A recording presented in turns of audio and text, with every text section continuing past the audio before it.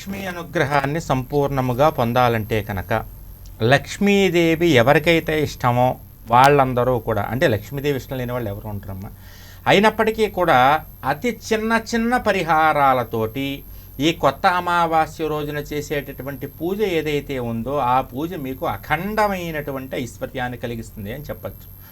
మనకి చైత్రము, వైశాఖము, జ్యేష్ఠము, ఆషాఢము, శ్రావణము, భాద్రపదం, ఆశ్వీజం, కార్తీకం మొదలైనటువంటి 12 నెలలు ఉన్నాయి.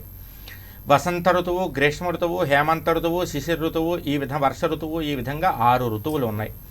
ఈ ఋతువులన్నిటిలోకి కూడా ప్రారంభ ఋతువైనటువంటి వసంత ఋతువులో వచ్చేటటువంటి చైత్రమాసములో కృష్ణపక్షంలో వచ్చేటటువంటి అమావాస్య ఏదైతే ఉందో దీనికే కొత్త అమావాస్య అని పేరు. ఈ కొత్త అమావాస్య రోజు ఎవరైతే లక్ష్మీ ఆరాధన దిగ్విజయముగా చేస్తారో, భక్తి శ్రద్ధలతో చేస్తారో వారందరికీ కూడా విశేషమైనటువంటి ఫలితం కలుగుతుంది. ఈ కొత్త అమావాస్య రోజున చక్కగా ఉదయాన్నే నిద్రలేచి అభ్యంగన స్నానాన్ని ఆచరించి శుచి అయినటువంటి వస్త్రాలను ధరించి చక్కగా మీ కులదేవత ఆరాధన చేసుకోండి.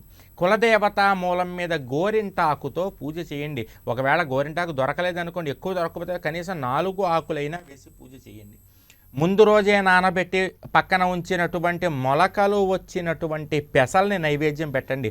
పెసలకి అధిష్టాన దేవత బుధుడు, ఈ సంవత్సరానికి అధిపతి రాజు బుధుడే.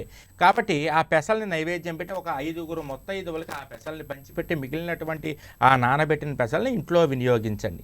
ఆ గోరింటాకుని జాగ్రత్తగా పూజ చేసినటువంటి ఏదైతే గోరింటాకు ఆ గోరింటాకుని మెత్తగా పిండి చేసి, మగవాళ్ళైతే ఇంట్లో ఉన్నటువంటి వాళ్ళు మగవాళ్ళైతే కుడి అరచేతిలో చిన్న చందమామని, ఆడవాళ్ళైతే కనుక ఎడమ అరచేతిలో చిన్న చందమామగా వేసుకోండి. ఈ అమావాస్య రోజున కనుక మీరు కులదేవత ఆరాధన చేశారంటే ఈ సంవత్సరం అంతా కూడా మీకు విశేషమైనటువంటి ఫలితం ఉంటుంది. కాబట్టి మీరు భక్తి శ్రద్ధలతో కొత్త అమావాస్య రోజున లక్ష్మీదేవితో కలిసి ఉన్నటువంటి కులదేవత ఆరాధన చేయండి. విశేషమైనటువంటి ఫలితం అనేటటువంటిది కలుగుతుంది. లక్ష్మీదేవికి ఇష్టమైనటువంటి కలకండ నైవేద్యం పెట్టండి. ఆ విధంగా మీకు ఉన్నటువంటి చికాకులన్నీ కూడా నిదానంగా తగ్గుముఖం పడతాయని చెప్పచ్చు అన్నమాట.